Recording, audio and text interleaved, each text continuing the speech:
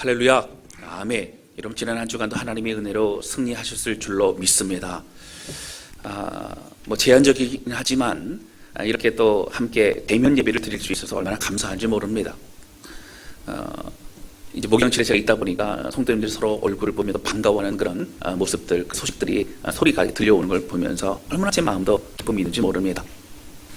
함께 또 가정에서 예배드리는 모든 성도들에게도 동일한 하나님의 은혜와 평강이 넘치시기를 주님의 이름으로 축복합니다. 아멘. 이런 제가 목회하면서요, 성도들도 만나게 되고, 그리고 또 많은 목회자들을 만나게 되기도 합니다. 또 그 외에 또 많은 또 사람들로 만나게 되죠. 이야기를 나누다 보면요, 그 사람들의 여러 사연과 또 삶의 모습을 들을 수가 있게 됩니다. 그러다 보면요, 각 가정마다 또 우리 인생마다 참 힘들고 어려운 시간들이 있었음을 보게 된다고 하는 것입니다. 그 어려움의 시간이 지금일 수도 있고, 또는 또 얼마 전에 그런 어려움의 시간이 있을 수도 있고, 또 앞으로 찾아올 수도 있다고 하는 것이죠. 그런데 그 어려움의 이야기를 들을 때마다 제 마음에 드는 생각은 그것입니다. 어떻게 그 힘든 시간을 보냈을까? 그리고 과거에 어떻게 그 힘든 시간들을 잘 이겨냈을까? 안타까운 마음으로 그런 소식들을 듣게 된다고 하는 것입니다. 그런데요, 그런 많은 이야기를 들으면서 우리가 깨닫게 되어지는 중요한 그런 두 가지의 사실이 있다고 하는 것입니다. 첫 번째는요, 바로 어려움이 없는 사람은 없다라고 하는 겁니다. 모든 사람들마다 다 어려움이 있습니다. 겉으로 볼 때에는 아무 문제 없이 행복하기만 한 것 같은 그런 가정에서도 사실은 눈물의 기도 제목이 있고, 또 하나님께 간구하는 그런 마음이 다 있다라고 하는 것입니다. 그것을 어떻게 받아들이고 또 어떻게 이겨나가냐에 따라서 큰 어려움을 느끼는 것인지, 아니면 그래도 내가 하나님 앞에서 이겨내갈 만한 그런 것을 느끼는 것이니 다르다고 하는 것이죠. 두 번째는요, 우리가 겪는 그런 어려움보다 사실은 더 엄청난 어려움을 겪고 있는 사람들도 많다라고 하는 것입니다. 왜 많은 사람들이요, 그 어려움 속에서 힘을 내기보다는 낙심과 좌절의 삶을 살고 있습니까? 바로 그것이 감당하기 어려운 현실이기 때문입니다. 그렇기 때문에 우리는 다른 사람들의 어려움을 쉽게 판단할 수 없습니다. 그 정도 가지고 그래, 쉽게 우리 얘기할 수 없다라고 하는 것입니다. 여러분, 그런데 단 한 가지 우리가 알아야 될 것이 있습니다. 우리보다 더 큰 어려움을 겪고 있는 사람들, 그 사람들도 믿음을 가지고 그 어려움을 이겨내고 있다라고 하는 겁니다.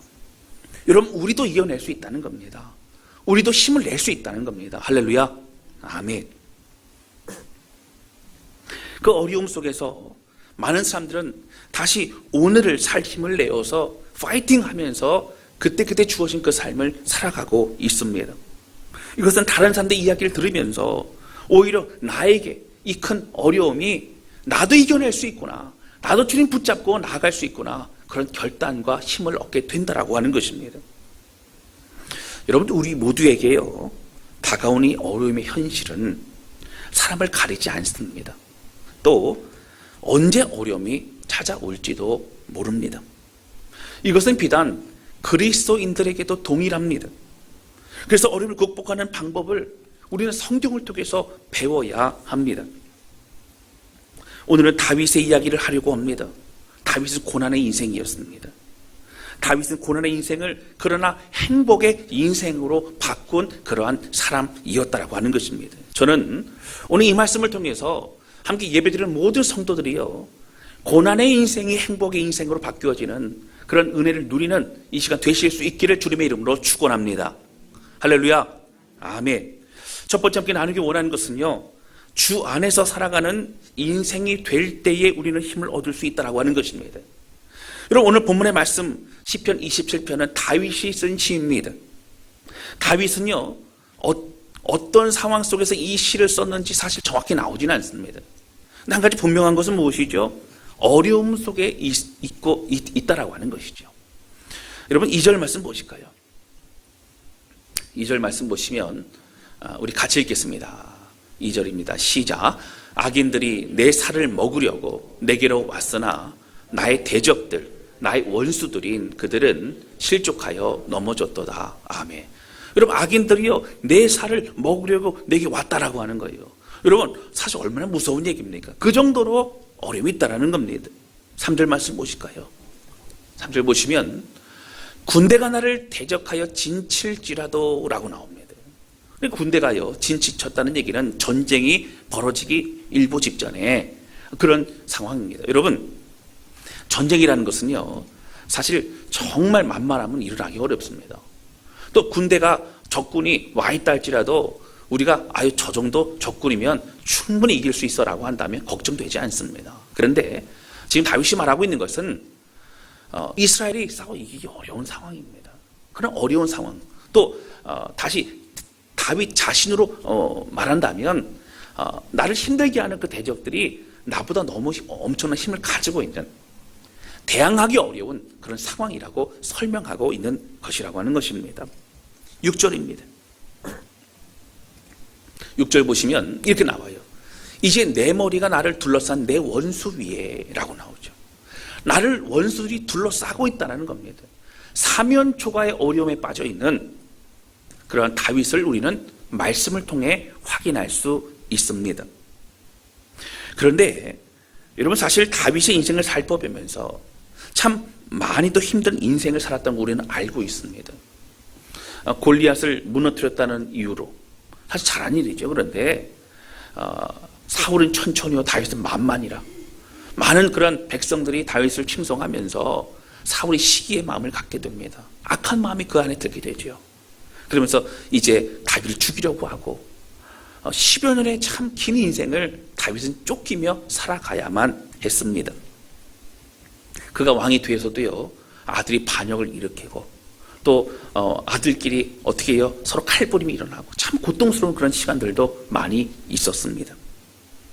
그런데요, 그 인생에서 가장 중요한 것은 그 고통 속에서도 하나님을 찬양하고 하나님께 예배했던 것이 바로 다윗이었다라고 하는 것입니다. 그는 은혜를 누렸습니다. 고통이 있지만 고통 안에서 하나님의 은혜를 누리는 사람이었습니다. 여러분, 제가 말씀드리지만 이스라엘의 땅이 사실은 굉장히 작습니다. 지금 이스라엘 땅도요 강원도와 한 충청도 정도를 충청북도 모르겠어요. 경기도 이렇게 좀 합친 정도라고 할까요? 그보다 더 잘 겁니다. 그 당시 다윗이 있었던 시대에 아마 이스라엘 땅은 지금의 강원도 정도 되는, 사실 우리나라보다 훨씬 작은 그런 땅이었습니다.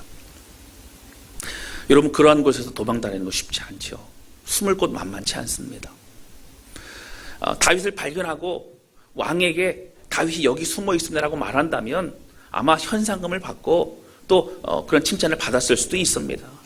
어떤 누구도 의지할 수 없고 믿을 수 없는 상황이 다윗의 인생이었다라고 하는 것입니다. 그러한 그는 늘 하나님께 기도하고 또 하나님을 찬양하며 믿음의 길을 걸어가고 있었습니다. 9절 말씀에 보면요 이렇게 나옵니다. 우리 9절 말씀 같이 읽겠습니다. 시작. 주의 얼굴을 내게서 숨기지 마시고 주의 종을 노하여 버리지 마소서. 주는 나의 도움이 되셨나이다. 나의 구원의 하나님이시여 나를 버리지 마시고 떠나지 마소서. 아멘. 여러분, 다윗은 어려움이 있을지라도 늘 충만할 수 있었을까요? 늘 힘이 있었을까요? 늘 하나님의 은혜가 느껴지고 하나님의 음성이 막 들리고 막 그랬을까요? 그렇지 않습니다. 9절 말씀과 같이 하나님 나에게 얼굴을 숨기지 마십시오. 하나님 내게 얼굴을 좀 드러내 보여주십시오. 하나님 어디 계십니까? 저는 외롭습니다. 저는 막막합니다. 그런 마음을 가지고 하나님이 찾고 찾았던 것이 다윗이었다고 하는 거예요. 그의 인생에 있어서 하나님이 아니 계신 것만 같은, 하나님이 숨으신 것만 같은 그러한 절박함과 또 고통의 시간들도 있었다라고 하는 거예요. 그렇지만 그런 상황에 다윗은 하나님을 다시 찾고 찾았다고 하는 것입니다. 1절 말씀 보실까요? 이렇게 나옵니다. 여호와는 나의 빛이요 나의 구원이시니 내가 누구를 두려워하리요. 여호와는 내 생명의 능력이시니 내가 누구를 무서워하리요. 여러분, 다윗은요 1절에 시작하는 것부터 선포하며 나갑니다. 내가 누구를 무서워하리요 내가 누구를 두려워하리요 여호와 하나님으로 인하여 나는 승리하리라 고백하고 있다라고 하는 것입니다. 어려움이 있지만 그는 선포할 수 있었던 것은 그의 마음에 주신 확신과 은혜를 가지고 주님을 붙잡았기 때문이라고 하는 것이죠. 4절 말씀입니다. 그에 이렇게 고백하죠. 우리 4절 큰 소리로 같이 읽겠습니다. 시작. 내가 여호와께 바라는 한 가지 일 그것을 구하리니 곧 내가 내 평생에 여호와의 집에 살면서 여호와의 아름다움을 바라보며 그의 성전에서 사모하는 그것이라. 아멘. 여러분 뭐라고 나오죠? 여호와께 바라는 한 가지 소원이 있는데 그 다른 것이 아닙니다. 바로 내 평생의 여호와의 집에 살면서, 여기 여호와의 집이라는 건 성전만을 말하는 것이 아니고요, 하나님의 은혜 안에 거하는 걸 말합니다. 하나님과 함께하는 그 삶을 말합니다. 하나님의 여호와의 아름다움을 내가 누리고 또 느끼고 그 성전에서 예배하며 하나님을 사모하는 그 삶을 살기 원합니다. 다윗은 고백하고 있다라고 하는 것입니다. 여러분, 주님 안에 거하는 것이 어떤 삶입니까? 주의 약속의 말씀을 붙잡는 겁니다. 신실하심 바라보는 겁니다. 여러분, 주님을 찬양하고요, 그리고 주님의 행하실 일을 기대하는 것이 주님 안에 거하는 겁니다. 그럴 때에 우리가 힘을 얻을 수 있어요. 여러분, 이것을 믿음의 길을 걸어가면요, 사실 우리가 원하는 대로 응답을 받지 못해도 그리 아니하실지라도 감사할 수 있는 믿음의 고백을 할 수 있게 된다라고 하는 것입니다. 왜 그럴까요? 하나님의 선하심과 신실하심을 믿기 때문입니다. 저는요, 하나님과 다윗이 정말 특별한 관계 가운데 있구나라는 것을 발견하게 됩니다. 이런 고난과 고통 속에서도요, 다윗은 하나님을 원망하지 않습니다. 어떻게 그렇게 할 수 있을까요? 한번 일이 벌어지고 나서 한 1, 2년 정도 이후에 그 일이 이제 해결되는 것이 아니라 10여 년의 시간 동안 그는 끝없이 고통의 시간을 겪어야만 했습니다. 그러나 힘들면 힘들수록 그는 더 주님 안에 거합니다. 주님의 은혜로 살고 싶다고 합니다. 그게 단 한 가지 소원이 있다면 저는 주님 안에 거하고 싶습니다. 주의 성전에서 거하는 것처럼 주님의 은혜만을 바라보고 싶습니다. 주님을 붙잡고 주님을 찾고 있다라고 하는 것이죠. 여러분, 하나님도요, 다윗을 얼마나 사랑하셨는지 몰라요. 성경에 보면 다윗의 길로 행하고 다윗과 같고 모든 것이 다윗의 기준이었습니다. 하나님이 축복한 이유가 뭘까요? 여러분, 하나님이 특별히 다윗을 사랑하신 이유가 뭡니까? 그 아들 솔로몬이요, 엄청난 죄를 저질릅니다. 여러분, 초반에는 그가 참 하나님을 사랑하고 겸손했지만 나중에는요, 주변에 있는 나라들의 그 화치를 맺기 위해서 전쟁을 하지 않기 위해 머리를 쓰면서 거기는 공주들을 다 데려옵니다. 다 아내도 삼으면서 그런 왕궁을 지어줄 뿐만 아니라 그 나라의 우상들을 다 가지고 옵니다. 그 나라별 또 우상별 그런 소위 성전을 다 만들어주는 거예요. 이스라엘 그 나라가요, 우상이 만연한 그런 나라가 되도록 만들었던 것이 그의 말년에, 솔로몬의 말년의 모습이었다라고 하는 것입니다. 그러나 하나님은 솔로몬을 내치지 않으셨습니다. 왜 그러셨을까요? 그의 아버지 다윗과의 약속 때문이었어요. 다윗을 사랑하셨기 때문에 하나님 그렇게 하셨다라고 하는 겁니다. 여러분, 그러면 질문 드립니다. 다윗은 어떻게 하나님께서 이렇게 다윗을 사랑하셨을까요? 왜 다윗은 어떤 면이 하나님 그렇게 기뻐 받으셨을까요? 사무엘상 16장에 보면 여러분, 이런 상황이 펼쳐집니다. 이 사울이요, 자꾸 이제 악한 마음을 가지고 그렇게 살다 보니까 어떻게 되죠? 하나님께서 사울, 넌 더 이상 내가 왕으로 쓰지 않을 것이다. 내가 너를 버렸노라 하나님 말씀하십니다. 그리고 나서 하나님께서 이제 사무엘에게 너는 가서 이새의 집에 가면 내가 기름 부을 왕으로 세울 사람이 거기 있을 거니 좀 가봐라, 이렇게 말씀을 하십니다. 이제 사무엘이 하나님 주신 마음을 가지고 이제 이새의 집에 갑니다. 그 아들들이 많았단 말이에요. 미리 연락을 해놨겠죠. 그랬더니 다 목욕도 하고 좋은 옷을 입고 또 단장을 하고 아마 그랬을 겁니다. 사무엘이 들어가서요, 첫째 아들 엘리압을 딱 보니까 너무너무 잘생겼어요. 키도 훤칠합니다.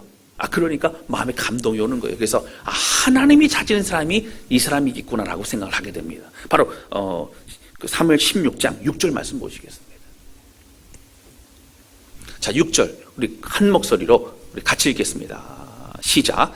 그들이 오매 사무엘이 엘리압을 보고 마음에 이르기를 여호와의 기름 부으실 자가 과연 주님 앞에 있도다 하였더니 아멘. 그럼 그들이 오매 아들들이 다 왔어요. 그러니까 어떻게 해요? 사무엘이 엘리압 첫째 아들을 보고 나서 와, 여호와의 기름 부으실 자가 과연 하나님 앞에 있도다. 바로 이 사람이구나. 마음에 감동을 얻었단 말이에요. 근데 그 다음에 바로 7절에 상황이 바뀝니다. 7절 보시면 여호와께서 사무엘에게 이르시되 그의 용모와 키를 보지 말라. 내가 이미 그를 버렸노라. 내가 보는 것은 사람과 같지 아니하나니 사람은 외모를 보거니와 나 여호와는 중심을 보느니라 하시더라 라고 주님 말씀하십니다. 여러분, 저는 궁금하더라고요. 사울 왕은 사실 악했어요. 나중에 교만해집니다. 하나님의 말씀을 따르지 않고 또 무당에게 또 신접하러 가게 되고 막 이런 여러 가지 참 말도 안 되는 그런 일들이 벌어집니다. 그러니까 사울이 이 버림을 받았다 이런 얘기는 이해가 되는데, 여러분, 엘리압이 버림을 받았다, 내가 버렸노라 말씀하시는 것을 보면서 좀 이해가 안 가더라고요. 그런데 여러분, 엘리압의 인생에 있어서는 사실 하나님 평가하신 게 좀 있었습니다. 볼까요? 사무엘상 17장 28절 말씀입니다. 바로 이 말씀은요, 먼저 설명을 들으셔야 되는데, 이제 블레셋과의 전투가 벌어집니다. 바로 이때가 골리앗과의 이제 싸움이었습니다. 뭐 골리앗이 그렇게 대단한 장수이다 보니까 이스라엘 백성들이 두려워 떨게 됩니다. 그런 상황에서 이제 다윗의 형들이 다 전쟁터로 나가죠. 아버지 이새가 너희 형들이 잘 있나 좀 가서 확인하고 좀 와라. 그러면서 도시락을 싸가지고 다윗 손에 들려서 전쟁터로 보내게 됩니다. 전쟁터에 갔는데 보니까 싸움을 하지 못하고 이제 골리앗이 하나님의 이름을 망령되이 일컫고 모욕하고 이런 얘기를 하는데도 불구하고 덜덜 떨고 있는 이스라엘 백성의 모습을 보게 됩니다. 그러다 보니까 다윗이 어떻게 해요? 어찌 이렇게 가만히 있느냐? 어찌 이렇게 모욕을 당하고 있느냐? 이런 이제 발언을 하게 됩니다. 그랬더니요, 28절 말씀에 이렇게 나오죠. 큰형 엘리압이 다윗이 사람들에게 하는 말을 들은지라. 듣고 뭐라고 해요? 그가 다윗에게 노를 발하여 이르되 내가 어찌하여 이리로 내려왔느냐? 들에 있는 양들을 누구에게 맡겼느냐? 나는 내 교만과 내 마음의 완악함을 아노니 내가 전쟁을 구경하러 왔도다. 이렇게 얘기를 해버린다고 하는 거예요. 여러분, 여기 보게 되면요, 엘리압은요 이미 그 안에 분노가 있었습니다. 그는 동생을 무시하고 있었고요. 그리고 어떻게 됩니까? 너는 들에 가서 일이나 하는 그런 사람이라, 넌 일이나 해라, 여기 왜 왔느냐 라고 하면서 또 어떻게 해요? 그 판단하기를 너는 마음이 완악한 자라, 너는 교만한 자다, 그리고 너는 전쟁을 구경하러 온 자다라고 하면서 막 화를 냅니다. 여러분, 사실 먼 곳에서 왔잖아요. 고향에서 왔잖아요. 아버지가 보냈잖아요. 형제잖아요. 그럼 얼마나 반갑겠습니까? 그런데 그런 그 마음에 그런 분을 표출하고 있죠. 바로 이것이 엘리압의 삶이었습니다. 여러분, 하나님은요, 하나님이 특별히 기름 부으시고 쓰실 사람들, 이것은 우리의 모든 그런 성도들도 다 동일합니다. 하나님 앞에 어떠한 삶을 살았는지가 너무너무 중요하다고 하는 거예요. 여러분, 다윗을 왜 선택하셨습니까? 형들이 다 왔어요. 사무엘 물어봅니다. 여기 있는 사람들이 다 아니냐고. 그랬더니 사실 한 사람 한 사람 봐도 하나님의 감동이 안 하는 거예요. 이새가 얘기하죠. 사실은 저 들판에 다윗이라는 아들 막내가 하나 있는데, 다윗은 볼 것도 없습니다. 걔는 뭐 키도 작고 아직 어리고 아무것도 아닙니다. 이렇게 얘기를 하게 되는 것이죠. 여러분, 다윗은요 들판에서 최선을 다해서 자기가 맡은 일을 잘 감당하고 있었다라고 하는 거예요. 그는 한 마리의 양도 다치거나 죽게 하지 않기 위해서 그 남은 시간에 최선을 다해서 물맷돌을 던지고 그렇게 양들을 보호할 준비를 하고 있었으며, 또 외롭고 힘들 그때마다 하나님을 찬양하고 또 시를 지어서 주님을 높여드렸던 시인의 그런 모습을 볼 수 있었다라고 하는 거예요. 그는 늘 성실했습니다. 그는 늘 하나님을 찬양했습니다. 그는 늘 시와 찬미로 새 노래로 여호와께 노래하는 그런 사람이 바로 다윗이었다라고 하는 것입니다. 그러나 중요한 것은요, 이런 다윗의 평상시의 모습을 아버지도 몰랐고 형들도 몰랐습니다. 아버지도 모르고 형들도 몰랐기 때문에 어떻습니까? 바로 사람들 눈에 띄지 않았던 거예요. 그러니까 들판에서 그냥 굳은 일을 하는 그런 사람이었습니다. 지저분하고 힘든 일만 도맡아 하면서 무시당하는 그런 인생이었습니다. 그러나 여러분, 이런 삶을 하나님은 기억하셨다고 하는 거예요. 그의 성실한 삶과 하나님 향한 그 마음을 하나님은 받으셨다라고 하는 겁니다. 저는 사실 오늘 말씀에서 다윗이 고통 가운데 말하고 있는 고백보다는 하나님을 찬양하는 고백에 더 집중합니다. 왜냐하면 여러분, 다윗이 고통 가운데 있다는 건 우리 다 압니다. 중요한 그때에 어떠한 반응을 하느냐가 너무너무 중요하기 때문이라고 하는 거예요. 다윗은 고통에 집중하지 않았습니다. 하나님께 집중합니다. 하나님, 내가 의지하고 붙잡을 분은 하나님밖에 없습니다. 나는 하나님만 바라봅니다. 내가 누구를 무서워하고 내가 누구를 두려워하려 고백하며 선포하고 있다라고 하는 것이죠. 그는 다시 결단하고 다시 결단합니다. 그의 마음을 확실히 들 때까지 다시 노래하고 찬양하고 주님 바라보고 있다라고 하는 것입니다. 사랑하는 성도 여러분, 다윗의 인생에서 하나님 기뻐하신 가장 중요한 포인트 한 가지는 무엇입니까? 바로 신실함이었습니다. 그는 그가 있는 바로 그 장소에서 최선을 다하는 사람이었습니다. 그는 어디에 있든지 그곳에서 함께 하시는 하나님께 집중하는 사람이었습니다. 그는 사람이 있든지 없든지 그 인생의 힘이 되는 그 하나님을 바라보았습니다. 그는 형편이 좋든지 아니면 최악의 그런 고통 중에 있든지 그는 하나님을 신뢰하고 다시 하나님을 바라보았습니다. 이것이 다윗의 인생이었다고 하는 거예요. 여러분, 그러면요, 다윗은 이렇게 신실하고 하나님 기뻐하실 만한 인생을 살았다면 그때마다 좀 환경 좀 확 바뀌면 좋지 않습니까? 오늘 본문의 말씀 사무엘상 16장은요, 이제 어린 다윗에게 어떻게 해요? 이제 기름을 붓고 왕이 될 것이라고 하나님 말씀해 주십니다. 그러면 왕이 될 만한 준비 장황은 좋잖아요. 고급스러운 옷도 입고 또 교육도 받고 또 이제 사람들을 이제 어떻게 통치해야 되는지 그런 것도 배우고 그럼 좋잖아요. 뭐 그런 게 아니었다는 거예요. 그 이후에 적어도 15년 이상을 그런 고통 가운데 쫓겨 다녀야만 했다라고 하는 겁니다. 여러분, 잘 기억해 보세요. 하나님의 약속이 분명히 있었어요. 왕으로 기름 부음을 받았습니다. 근데 그는 너무너무 힘든 인생을 살았어요. 하나님 말씀하신 것이 가짜였을까요? 아니면 잘못 전달한 것이었을까요? 그렇지 않습니다. 하나님의 때가 있다라고 하는 것입니다. 여러분, 사울도 마찬가지입니다. 사울이 악한 그런 행동을 할 때 하나님께서 어떻게 말씀하세요? 내가 사울을 버렸노라 말씀하십니다. 여러분, 사울을 버렸노라 말씀하시고 그 자리에 사울이 뭐 꼬꾸라져 죽거나 아니면 사울이 왕위에서 이제 내려오게 된다거나 뭐 그런 일이 펼쳐졌을까요? 그렇지 않습니다. 그 이후에도 시간이 흘러갑니다. 많은 시간이 흘러가죠. 여러분, 왜 그랬을까요? 우리 인생은요, 하나님의 한번 뭐 우리가 기도하고 또 결단했다고 상황이 한 번에 바뀌지 않습니다. 왜 그럴까요? 하나님이 우리를 통해 이루기 원하시는 것이 있어요. 다윗은 훈련받았습니다. 다윗은 하나님 뜻을 깨달아갑니다. 다윗은 또 새로워집니다. 사울에게는 회개하고 돌이킬 수 있는 기회를 주시는 거예요. 이런 구약 성경에 보면 하나님은요, 어떻게 보면 마음을 자꾸 바꾸시는 분이에요. 어떻게 바꾸세요? 내가 이스라엘 백성들을 내가 저주하리라. 이스라엘 백성을 다 내가 죽이리라. 그런데 모세가 눈물로 기도하지, 하나님, 제 이름을 생명책에서 지우시더라도 저들을 용서해 주십시오 라고 하면 하나님 뭐라 그러세요? 알았다고 하시는 거예요. 용서하시는 거예요. 다시 이끌어 주시는 거예요. 바로 그게 하나님의 사랑이라고 하는 것이죠. 사랑하는 성도 여러분, 하나님이 다윗을 선택했다고 해서 한 번에 그는 잘 되지 않았습니다. 하나님께서 사울을 버리셨다라고 해서 그가 왕에서 바로 내려오지 않았습니다.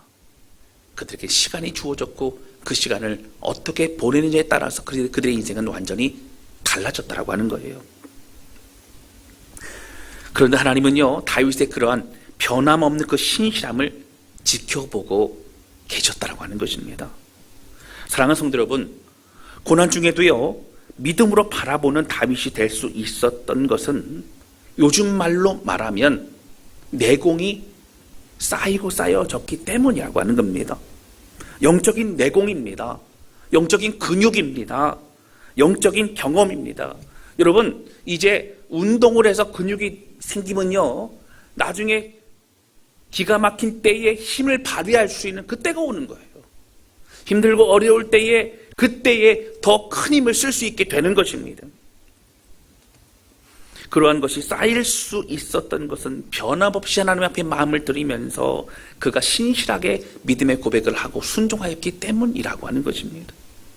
여러분, 눈물로 기도하고 간절히 기도해도 우리가 원하는 것이 아니라 하나님이 원하시는 대로 이루어질 때도 있어요. 그러나 다윗은 어떻게 했습니까? 그동안 함께 하신 하나님을 그는 믿고 신뢰했기 때문에 그리 아니하실지라도 그런 고백을 진정으로 할 수 있었다라고 하는 것입니다. 사랑하는 성도 여러분, 코로나19 상황이 되면서 우리는 우리 신앙의 현주소를 발견하게 됩니다. 사실 교회에 나와서 예배를 드리고 또 맡은 바 봉사와 섬김을 다하는 것이 우리들의 모습이었습니다. 그런데 아무도 보지 않아도, 아무도 확인하지 않아도 동일하게 하나님을 찬양하고 예배할 수 있습니까? 여러분, 이제 현장 예배를 이제 오늘 우리가 이렇게 드리게 되는데요. 현장 예배 드릴 수 있는데, 뭐 예를 들어서 어떤 직장에서의 문제, 아니면 가족의 어떤 건강의 문제 때문에 내가 좀 가지 못하겠노라라고 생각 드는 건 괜찮습니다. 그러면 그런 분들은 오히려 어떻게 해요? 사실 동영상으로 열심히 예배를 드리는 분들이 있어요. 저한테요, 예배 드렸다고 이렇게 사진 찍어서 보내는 분들이 있다니까요. 근데 그런 분들은요, 이제 일어나서 찬양할 때도 일어나서 막 찬양 부르고 막 이렇게 하는 모습들 다 나옵니다. 그런데 사실 우리가 현장 예배를 드리고 예전처럼 드릴 때에는요, 어디 놀러 가려고 그래도 눈치가 보이고 그러니까 잘 놀러 가지 못한다거나 뭐 그럴 때도 참 많이 있는 거예요. 그래도 갈 사람도 다 가시더라고요. 그런데 집에서 예배를 드릴 그때에 누가 보지 않아도 마음을 다해 하나님을 찬양하고 마음을 드리면서 그렇게 집중할 수 있는 예배를 드리고 있는가? 이것은 우리가 다시 한번 돌아봐야 됩니다. 여러분, 지금은요, 어떤 분들은 현장 예배도 안 나오시고 영상 예배도 드리지 않는 분들도 있다고 해요. 한국 교회예요. 참 큰일입니다. 이것이 우리의 믿음의 현주소입니다. 이제는 진짜 내가 의지를 가지고 영상으로 예배를 드려야 합니다. 의지를 가지고 현장에 또한 예배를 드려야 합니다. 찬양을 해도요, 목소리를 내서 그렇게 하나님을 찬양하고 고백할 수 있어야 된다라고 하는 거예요. 제가 오늘 오랜만에 일부 예배 때 아까 이제 현장 예배 드리지 않았습니까? 그 성경 봉독을 하는데 제가 깜짝 놀랐어요. 그러니까 전에는 하게 되면 우리 싱어들이 이제 마이크를 잡고 목소리로 그렇게 성경 봉독할 때 이제 제가 읽고 또 이제 회중 주거를 받거니 이렇게 하는데, 오늘은 회중들에서 소리가 막 나오는 거 보니까 깜짝 놀래가지고 어색한 거예요. 혼자만 그렇게 그냥 카메라 보고 하다가 오늘 그렇게 찬양 소리도 막 나오는 거 보니까 너무 감사한 거예요. 할렐루야. 이럴 때 아멘 좀 크게 해주셔야 되는데, 할렐루야. 아멘. 이게 아멘 소리가 제가 그렇게 그리웠어요. 네. 여러분, 현장에서도 내 마음 다해서 예배드리고, 오늘 다윗의 신실함처럼 누가 보든지 보지 않든지 우리의 마음의 중심 보는 하나님 앞에 내가 예배드릴 수 있다면 그것이 오늘 다윗과 같은 신실함이라고 하는 것입니다. 여러분, 잘 보셔야 돼요. 현장에 나와도 말씀 집중하지 않고, 현장에 나와도 찬양 고백을 마음을 통해서 하나님께 드리지 않는다면 여러분, 그건 예배 드리는 게 아니라고 하는 거예요. 어떤 분들은 주중 예배를 못 드려도 어떻게 합니까? 아침에 보내드린 그 말씀을 붙잡고 잠깐이라도 기도하고 그리고 하루를 시작하는 분들도 있다라고 하는 거예요. 여러분, 말씀 왜 함께 나누고 합니까? 그 말씀이요, 제가 꼬박 준비해가지고 그렇게 하는 거예요. 제 기도하는 마음으로 준비합니다. 왜 그럴까요? 온 성도들이 말씀으로 하루를 시작하는 그런 은혜의 삶을 살기를 바라는 간절한 마음이 있기 때문이라고 하는 거예요. 여러분, 이러한 모든 것들은요, 다른 사람들은 보지 않습니다. 이러한 것은요, 그 누구도 강요하지 않습니다. 그러나 이러한 신실함이 쌓이고 쌓일 때에 우리는 다윗과 같은 하나님의 사람이 될 수 있다라고 하는 것입니다. 하나님은 다윗과 같은 사람이라면 다윗의 길로 행하고 다윗과 같은 그런 인생을 살았노라. 하나님은 다윗을 기준으로 많은 사람들 평가하시고 말씀하셨다라고 하는 거예요. 사랑하는 성도 여러분, 지금도 어려움이 우리를 힘들게 합니다. 지금의 어려움보다 더 큰 어려움은 오지 않았으면 좋겠어요. 할렐루야. 아멘. 아멘. 가정마다 힘든 기도 중에 다 있습니다. 직장을 잃게 되는 그런 가정들도 많이 있어요. 사업을 하면서 정말 버티는 분들도 있으시고요. 그리고 여러분 아시는 것처럼 질병의 고통 가운데 정말 눈물 흘리는 그런 가정들도 있습니다. 그러나 오늘 우리가 해야 될 것은 변함없이 하나님을 찬양하고 변함없이 내가 하나님 앞에 무릎 꿇고 기도하고 주 앞에 드려야 될 신실함을 주 앞에 보여드리는 것이라고 하는 거예요. 그것이 쌓일 때 우리는 어떤 어려움과 어떠한 것도 다 이겨낼 수 있는 영적인 내공, 하나님의 은혜를 우리는 힘있게 붙잡고 일어설 수 있다라고 하는 것입니다. 하나님 우리에게 말씀하시죠. 그의 용모와 키를 보지 말라. 내가 이미 그를 버렸노라. 내가 보는 것은 사람과 같지 아니하니 사람은 외모를 보거니와 나 여호와는 중심을 보느니라. 여러분 이 말씀에 합당한 저와 여러분 되시기를 주님의 이름으로 축원합니다. 아멘. 두 번째 함께 나누기 원하는 것은 하나님이 선하시기 때문에 우리는 기다릴 수 있다는 겁니다. 다윗의 인생을 또 다른 말로 표현하면요, 기다림의 인생이었어요. 여러분 제가 나중에 좀 더 자세히 말씀드리겠지만 다윗뿐만 아니라 모든 성경에 나오는 이 믿음이라고 하는 단어는요, 기다림이라고 하는 것이 함께 포함되어 있는 굉장히 중요한 의미입니다. 그래서 믿음의 사람은요, 기다림의 그 시간들을 잘 겪어내야 돼요. 그러면 다른 기다림이 있을 때에도 믿음으로 그 시간들을 잘 보낼 수 있게 된다는 것이죠. 여러분 요즘 젊은이들 하는 말에 현타가 온다 뭐 이런 말을 하더라고요. 뭔 얘기인지 모르겠어요. 줄임말도 워낙 많다 보니까 그래서 잘 몰라갖고 인터넷도 제가 찾아보고 또 물어보기도 했습니다. 그랬더니 이 현타가 뭐냐면 바로 현실 자각 타임이라는 거예요. 현실 자각 타임. 현실을 다시 이제 직시하게 되는 그런 시간이라는 거예요. 예를 들어 그런 겁니다. 막 배가 고프잖아요. 그러면 맛있는 음식이 있을 때 에라 모르겠다. 그리고 음식을 먹습니다. 근데 여러분 저만 그런지 모르겠는데 이 먹다 보면 절제가 안 돼가지고 한참 먹고 나서 이 배부르다 그러면은 이 배부른 게 아니고 죽을 정도로 배부른 거예요. 그러니까 그때 어떻게 됩니까? 이제 이 현실이 자각이 되는 거예요. 아, 내가 미쳤어. 내가 이걸 왜 먹었을까? 다이어트 한다고 했는데 결국 다 무너져 버렸네 라고 하면서 먹을 땐 좋았는데 먹고 나서 이제 현실이 느껴지는 거예요. 아, 이걸 어떻게 하지? 이걸 빼려면 어떻게 해야 되지? 막 이게 정신이 하나도 없는 겁니다. 그때 다 정신이 든다는 거예요. 그 현실이 즉시하게 한다는 것이죠. 여러분, 그렇습니다. 사실은 현타라는 이 말이 우리 신앙생활에 적절하게 이게 사용될 만한 그런 단어는 아니지만, 여러분, 이렇습니다. 하나님을 바라보고 믿음 안에 살아가는 우리가 마음을 드리고 예배를 드리고 열정적으로 그렇게 할 때에는 뭔가 다 이룰 수 있을 것만 같을 때도 참 많습니다. 교회에서 눈물을 흘리고 그리고 기도하고 또 감사의 고백을 하고 막 그럴 때는요, 이제 잘 될 것만 같아요. 아, 이제 믿음은 승리할 것만 같아요. 근데 집에 가자마자 어떤 일이 벌어집니까? 집은 엉망으로 돼 있고 애들은 밥 달라고 징징거리고 여기서 불만 저기서 불만, 또 감당해야 될 것들은 많고 그리고 신경 써야 할 것은 얼마나 많습니까? 그럴 때마다 어떻게 돼요? 내가 받았던 은혜와 또 결단과 이런 것들이 싹 달아나 버리는 것만 같습니다.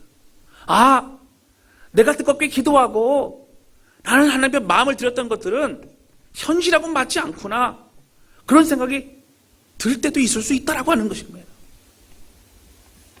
그러나 여러분, 그런데 이 현실 자각 타임이 올 때가 사실은 우리가 신실하게 여전히 주님 앞에 나아갈 수 있는 기회라고 하는 것입니다.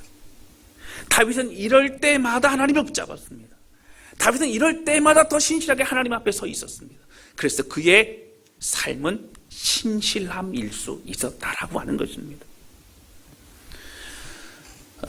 여러분 제가요 고현규 아시죠? 고현규. 우리 교회에서 고현규 모르신 분은 아마도 없을 거예요. 예.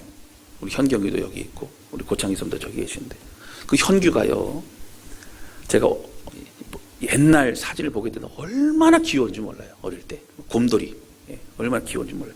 근데 어느새 커서 청년이 됐어요. 청년이 된 것도 신기한데 지금 군복무를 하고 있습니다. 광명시청에서 열심히 군복무하고 있고요. 또 컴퓨터를 얼마나 잘하는지 교회도 컴퓨터 문제가 생겼을 때마다 와서 열심히 도와주고 있고 얼마나 귀한 청년인지 몰라요. 근데 현규가 어느 날 와서 보니까 살이 쏙 빠진 거예요. 제가 깜짝 놀라가지고 현규야 어찌된 일이냐 그랬더니 좋아하더라고요. 그래서 몇 킬로나 뺀자 그랬더니 한 5kg는 뺐대요. 제가 볼 때 5kg가 아니 한 6kg, 7kg 뺀 것 같아요. 너무너무 부러운 거예요. 목사님 이 배를 어찌할 바를 모르겠다 뭐 얘기를 하면서 어떻게 더 뺐냐 그랬더니 그런 얘기를 하더라고요. 목사님 그냥 운동하시면 안 됩니다. 그럼 어떻게 운동해야 되는데 PT를 하셔야 돼요. PT. 그래서 PT가 뭐냐 제가 군대에서 이렇게 막 뛰고 하는 게 PT인가 보다 했더니 그게 아니고 트레이너가 옆에서 이제 하나하나 이제 얘기해 주면서 그렇게 격려하면서 자세를 잡으면서 그게 운동을 하는 겁니다. 비용이 들더라도 PT를 해야 살이 빠질 수 있다는 거예요. 그래서 제가 PT가 뭔가 그리고 이제 유튜브도 찾아보고 막 그랬습니다. 그게 보니까 어떻게 해요? 이제 예를 들어 뭐 역기를 들거나 뭐 운동 뭐 기구를 하다 보면 하다가 힘들잖아요. 그러면 이제 그만둘 쯤 될 때 어떻게 옆에서요? 잘하고 있습니다. 더. 그럼 어떻게 해요? 더 하게 되는 거예요. 인간의 한계치를 어떻게 해요? 조금 더 넘어서고 하게 되는 겁니다. 근데 전문가 뭐라고 하면 그런 거예요. 근육이 생기려면 어떻게 해야 된다고요? 한계치를 넘어설 때의 근육이 생긴다는 거예요. 그 넘어서는 걸 반복할 때의 근육이 생긴다는 거예요.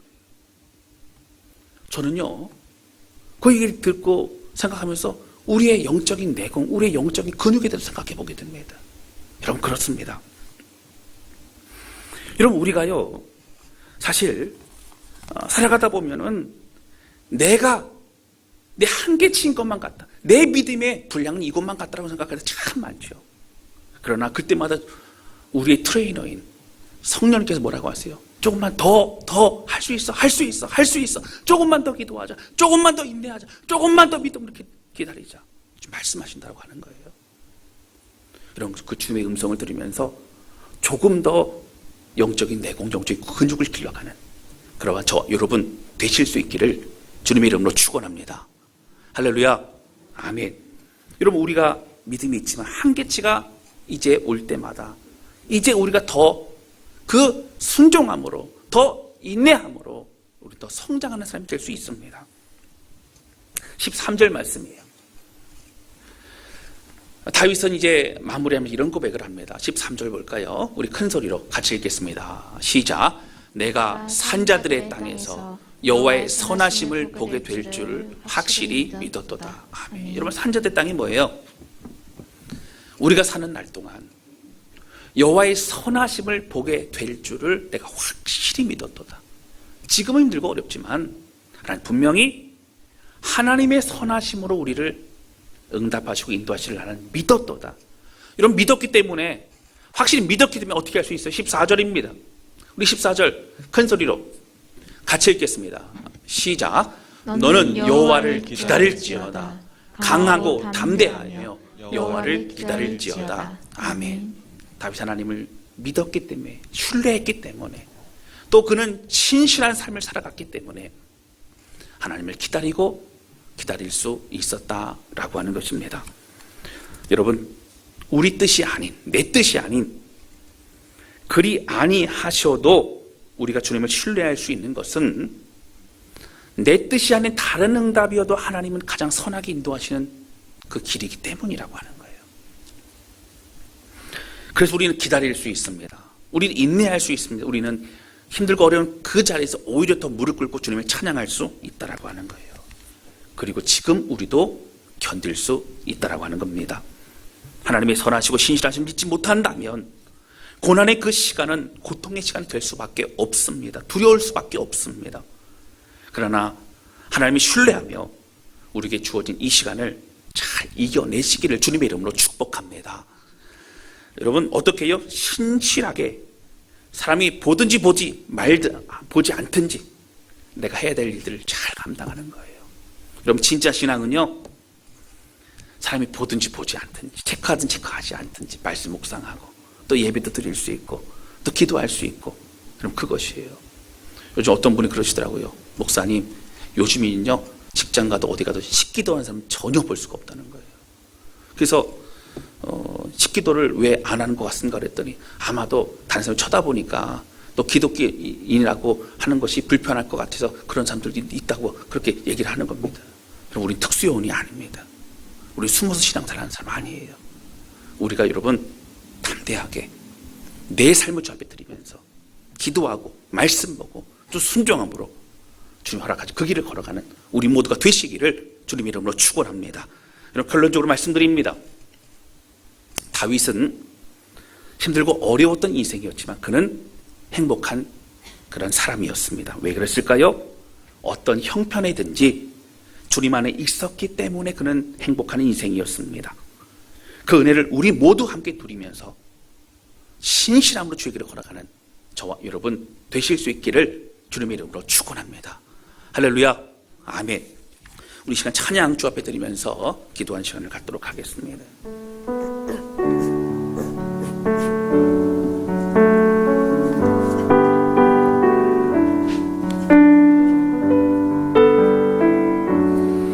여러분 이 찬양은 뭐 처음 부르는 찬양 같아요. 그렇지만 어렵진 않습니다. 가사가 참 은혜가 되는 그런 찬양입니다. 화려하지 않아도 정결하게 사는 삶, 가진 것이 적어도 감사하며 사는 삶, 내게 주신 작은 힘 나눠주며 사는 삶, 이것이 나의 삶의 행복이라고. 눈물 날 일 많지만 기도할 수 있는 것, 억울한 일 많으나 주를 위해 참는 것, 비록 짧은 작은 삶 주 뜻대로 사는 것, 이것이 나의 행복이라고. 이것이 나의 행복입니다. 고백하는 찬양인데요, 여러분 고난과 어려움 가운데서 우리는 행복합니다. 왜냐하면 주님이 우리와 함께 하시기 때문입니다. 주 안에 거하는 다윗과 같이 찬양하며 고백하는 우리 모두가 되실 수 있기를 바랍니다.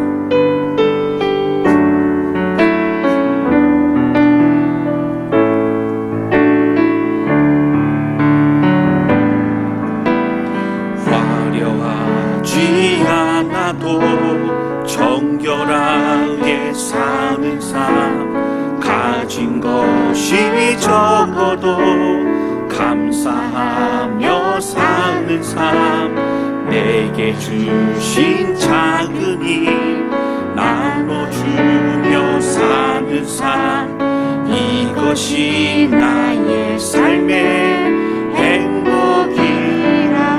눈물 날 일 많지만 많지만 기도할 수 있는 것, 억울한 일 많으나 주를 위해 참는 것, 비록 짧은 작은 삶 주 뜻대로 사는 것, 이것이 나의 삶의 행복이라고. 이것이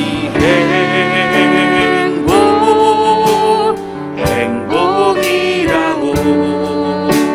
세상은 알 수 없는 하나님 선물, 이것이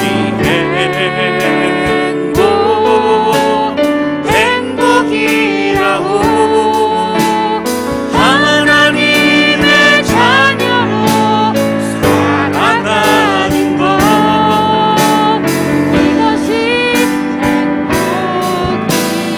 처음부터 다시 한번 찬양합니다. 화려하지 않아도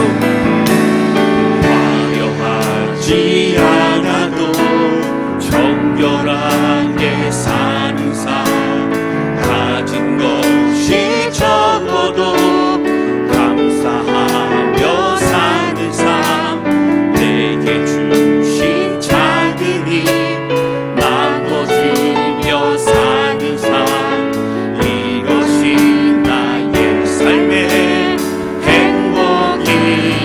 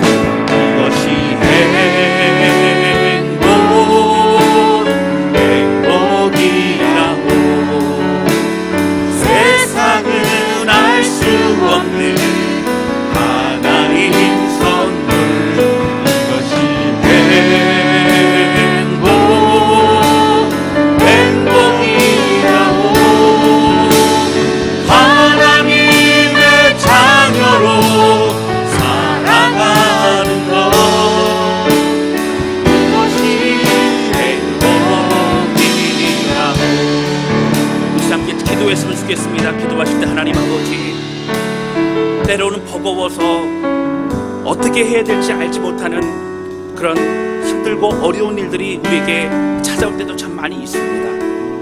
하나님, 그러나 참 막막하고 참 두렵고 언제 이 고난의 삶이 끝날까 그렇게 염려와 좌절이 되어도 오늘 다윗과 같이 하나님, 내게 주어진 그 일들을 성실하게 진실하게 접의 마음을 들이며 고백하는 하나님의 사람 되길 원합니다. 하나님, 우리는 어떠한 상황에서도 주님 안에 있기 때문에 행복한 사람입니다.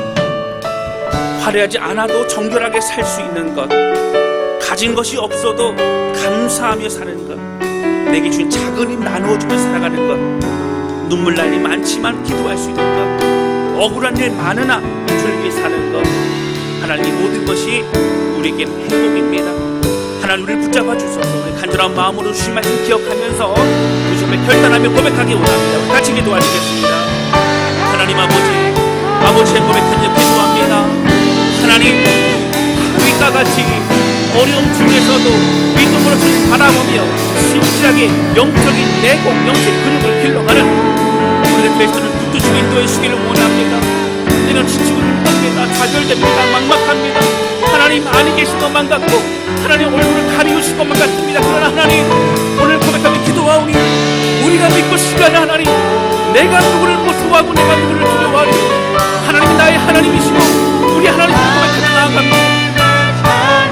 모든 성도들을 붙잡아 주시고 오늘 고백한 믿음의 길을 걸어가는 모든 주의 백성들 믿음 안에 힘을 얻게 도와주시고 일어설 수 있게 도와주시고 하나님 역사하여 주시옵소서. 아버지, 고백하며 기도하오니 성령님 함께 해주셔서 하나님, 오늘 주의 은혜 가운데 나아갑니다. 우리 마음을 참에 드립니다. 연약한 것은 머물리지 않도록 하여 주옵소서. 하나님, 정말 우리가 어떤 삶인지 깨닫게 해주시옵소서. 주의 은혜 가운데 정말 행복한 삶을 알게 하여 주옵소서. 하나님, 비록 기도하여도 당장 우리의 삶이 바뀌지 않는다 할지라도 칭찬과 성찬을 보여줄 수 있는 믿음의 사람으로 설 수 있도록 아버지, 우리를 사용하여 주옵소서. 하나님, 주님만 있기 때문에 우리는 행복합니다. 감사합니다. 하나님 아버지, 오늘 주신 말씀을 기억합니다. 우리가 연약하기 때문에 또 때로는 무너지고 참 힘이 듭니다. 우리에게 다가오는 이 위협과 또 어려움과 이 상황들은 참으로 낙심이 되고 좌절할 수밖에 없습니다. 그러나 주님, 오늘 다윗과 같은 믿음을 가지길 원합니다. 어떠한 상황에서도 성실하며 신실함으로 주 앞에 나아가는 하나님 백성 되기 원합니다. 단숨에 보든지 보지 않든지 마음을 다해 예배를 드리고 다른 사람들이 알든지 모르든지 내가 해야 될 선함과 순종과 믿음의 길을 걸어가기 원합니다. 하나님, 그런 다윗을 너무나 사랑하신 주님, 오늘 우리를 붙잡아 주셔서 믿음 안에 승리하게 도와주시고 어떤 인생과 그 삶에서도 하나님 우리와 함께 하시기 때문에 나는 행복한 사람입니다 고백하는 오늘 이 고백을 주 앞에 드릴 수 있도록 우리 주님 인도하여 주옵소서. 주님 감사합니다. 예수님의 이름으로 기도하였습니다. 아멘.